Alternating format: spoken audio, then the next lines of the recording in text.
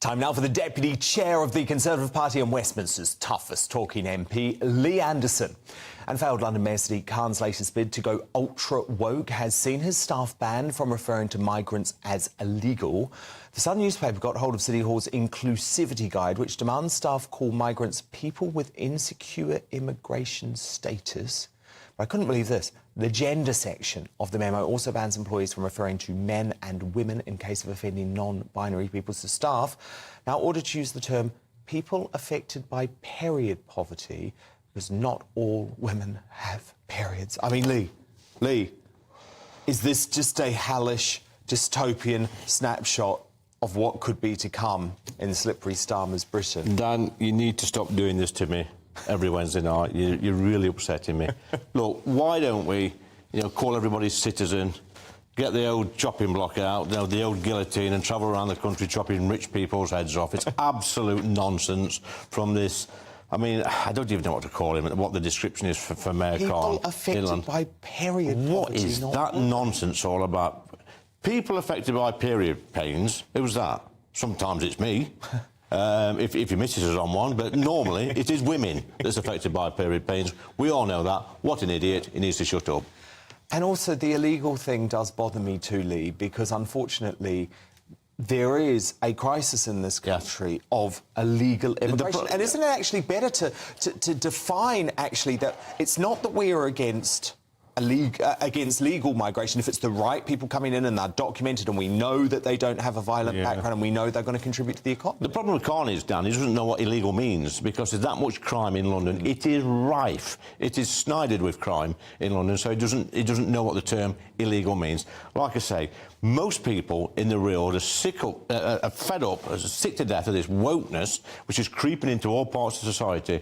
And God help us if Labour get in next year, because get ready. This is Labour's London, which is acting like this. This could spread to the rest of the country, and God forbid. That's what I'm so worried about. And actually, talking about it, this wokery spreading, this teacher was really shocked by this, who has been slammed by his school, who are treating him like a paedophile, he says, because he gave a lesson on puberty that upset children with gender dysphoria. So this is this guy called Roy Huggins.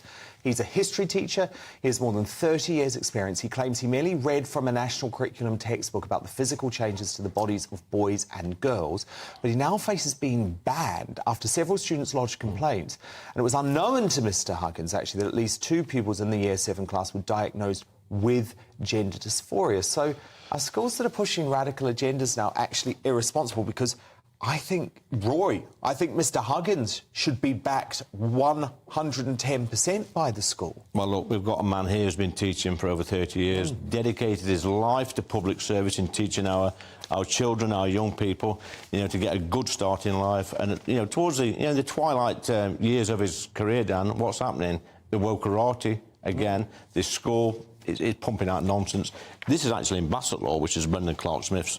That's his area. I know he's looking into this very, very seriously. But like I say, here's a man that's dedicated his life to teaching children, and he's been treated like a criminal. Yeah. It's absolutely disgusting. For, by the way, Lee, stating a biological fact. Yeah, and reading out of a textbook. Scientific fact. Yeah, he's reading out of a textbook which is given to schools to teach children. And hey, presto, the school should be ashamed of themselves, I'd say. They should back this teacher to the hilt. And you know what? Anybody watching this tonight, if they're living in Worksop or Bassetlaw, wherever it is, would you send your children to that school? I'd probably think they wouldn't. No, what a terrifying time, though, for teachers. Terrifying. They've got no protection. No, indeed. Now, look, got to talk about loudmouth Labby now. Labour's Labour's shadow foreign secretary, who has told Politics Home about the creep towards the EU. We've been clear that we are not entering back into the single market, but clearly there's much that we can do in partnership with the EU. So this is all about the creep, isn't it? The creep I genuinely believe, Lee, to overturn. Well, you talk about the creep. There's only one creep in this conversation, and that's him on your screen there. What a load of nonsense, Dan. I mean, we know, we could say all day long that the mask has slipped. We know what Labour's plans are. Labby, when I first got to Parliament, people used to say to me, how do you know which way to vote? I said, it's dead easy. Look where David Lamb is going in the voting lobby, and you go the other way. And if you do that, 9 times out of 10, you'll be voting the right way. He needs to shut up, because he doesn't resonate with the people of Ashfield, they think is a joke. Yeah, well, of course, this is the guy who compared Brexiteers to Nazis. Yeah. This is the guy who did everything possible to overturn the biggest democratic mandate in British history. Yeah. And I actually find it terrifying that he could be... I'll tell you what, if David Lamb is watching this programme, I doubt if he is. But if you're watching, David, come up to Ashfield and campaign, and I'll order that new kitchen, because my majority will shoot through the roof. That is the challenge to Lammy.